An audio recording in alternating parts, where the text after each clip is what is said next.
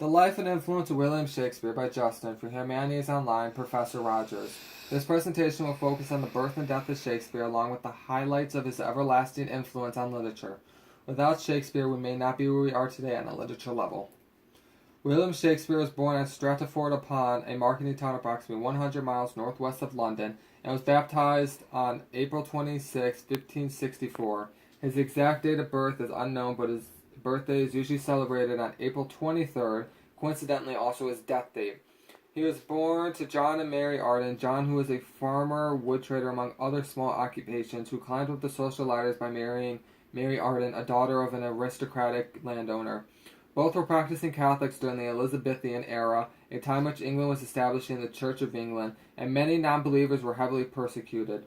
William was the third of 8 Shakespeare children, 3 of whom died during childbirth.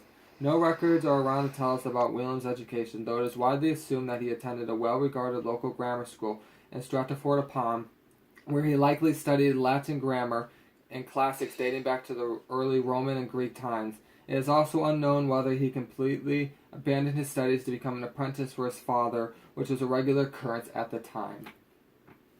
At age 18, William Shakespeare married Anne Hathaway, who was 8 years older than him, making her 26 in 1582. We don't know a lot about the relationship because at the time she was pregnant and it was highly unacceptable for a woman of her high standings to have a child outside of marriage, making their first daughter, Susanna, a bastard by definition. They had a total of 3 children, Susanna born May 1583, as previously mentioned, and the 2 twins named Hamnet and Judith born in February 1585. Susanna was potentially named after a woman who was named in the book of Daniel, the Bible. Hamnet seems to have no real significance, so Hamnet is eerily spelled similar to Hamlet by just dropping the N for an L. A play Shakespeare later writes, and Judith is a book in the Bible. His only son Hamnet died at the age of 11, likely due to the plague sweeping Europe. Not a lot is known about what happened to Shakespeare during the years 1585 and 1592. Historians have speculated that he worked as a school teacher, studied law, and potentially traveled Europe. By the end of 1592, Shakespeare had begun to working as an actor, creating several plays and spending a large amount of time in London to learn about its geology and culture. His earliest works show knowledge of European affairs and foreign countries with the knowledge of royal court. Some of his earlier works consist of The Two Gentlemen of Verona, 1589 to 1591, The Taming of the Shrew, 1590 to 1591, Titus Andronicus, 1591 to 1592, The Comedy of Errors, 1594, Henry VI, parts 1, 2, and 3, 1591 to 1592, Henry III, 1592 to 1593, and Edward III, 1592 to 1593. To name a few of his early works, the Henry VI trilogy, Edward III, and Richard III showed off his history, while Titus Andronicus was a tragedy. The Two Gentlemen of Verona, The Comedy of Errors, and The Taming of the Shrew were comedies.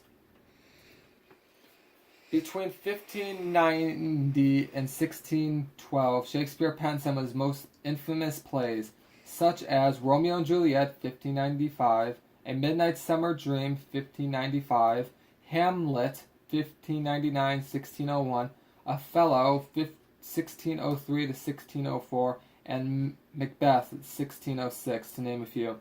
Shakespeare was a consistent user of emphatic parameter, a line of a verse who has 5 metric feet consisting of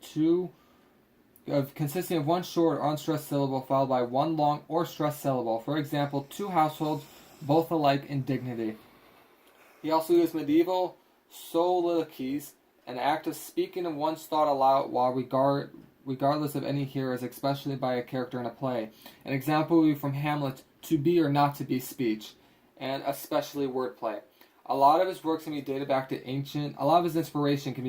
ancient Greece, with characters having complex minds and having human conflict amongst each other. He also wrote erotic pieces like Venus and Adonis, 1593, and The Rape of Lucrece, 1594. He also wrote the sonnets that talk about love, truth, and beauty, but they did not get a lot of success because due to their explicit sexual references and grim emotional characters. Shakespeare died on April 23rd, 1616, at the age of 52, and left a large amount of his estate to his daughter Susanna. Anne was left humorously the second best bet. He was buried in his hometown of Stratford inside a church that reads, "Blessed be the man that spares these stones, and accursed be he that moves my bones." It is widely assumed that Shakespeare wrote that himself prior to his death, but it is highly uncertain. Great, we have talked about Shakespeare in his past, but what about his influence on the English and the Renaissance? We will now talk about the Renaissance influence. The Renaissance was a time of rebirth in Europe. Literature began to grow and change under the very restrictive Middle Ages because of the religious takeover and the reinforcement by the large Catholic Church. To make it clear, Shakespeare wasn't born to the end of the Renaissance, which ran from the 1300s to the 1700s. Previously, characters were two-dimensional, to lack depth and no personality, and simple, but Shakespeare created complex and well-rounded characters that seem more realistic and human-like. He created hundreds of characters that are believable and still have personalities that differ from each other, even though being centuries old and still relatable. Think about Romeo and Juliet. His plays use complex characterization, elaborate narratives, and multi-layered stories to tell rich and use rich language in his plays. On top of that, he added emotional realism and deepness with the creation of round characters. Shakespeare comedies weren't always funny, though. Comedies in the Renaissance often ended with a happy ending. Plays such as The Twelfth Night ended with a dance, or Much Ado About Nothing ended in a wedding. Something that seems very common today, but it wasn't back in the 16th century, where characters that didn't hold high positions had the main focus. Think about some of the poems and plays mentioned in the Book of Humanities, and look up the plot summary. They are likely revolved around a king, a knight, or another high-ranking official. Shakespeare made the plays that took some of the focus off the high-ranking characters and gave the focus to low characters such as the gravediggers and servants. Hamlet focuses on the gravediggers and clowns, so in Act 5, Scene 1, opening with two clowns with spades. These seem normal by today's standards, but in the Renaissance these were groundbreaking and showed that you can relate to stories such as Romeo and Juliet, or to see stories that develop characters and more relatable with a multi-layered story. Shakespeare's greatest contribution to the English language was introduction of new vocabulary and phrases, making it a more colorful language. A lot of modern English is derived from unfixed structures of Greek and Latin. What do words like birthplace, hint, lonely, Olympian, puking, torture, and worthless have in common? Beyond that, they are all words that we use in modern English. Shakespeare created them. He invented over 1,700 words by simply changing nouns to verbs, verbs to adjectives, connecting prefixes to suffixes. He also coined words to express personal special meaning to his own poems, using words from other languages and incorporating them into his works. Along with adding a few new words to the English language, he also coined some famous phrases. Some have been mentioned like the to be or not to be, what about a wild goose chase or in a pickle? Yes, Shakespeare made those phrases too. A wild goose chase was using Romeo and Juliet, in a pickle, the Tempest. The phrase, the jealousy of the green-eyed monster, is quoted from Othello from the villain Iago. Or a heart of gold, Henry V. Many modern phrases can be traced back to Shakespearean poems and plays that have lasted over centuries in the course of cultural and languageal changes, showing Shakespeare had a huge influence on English.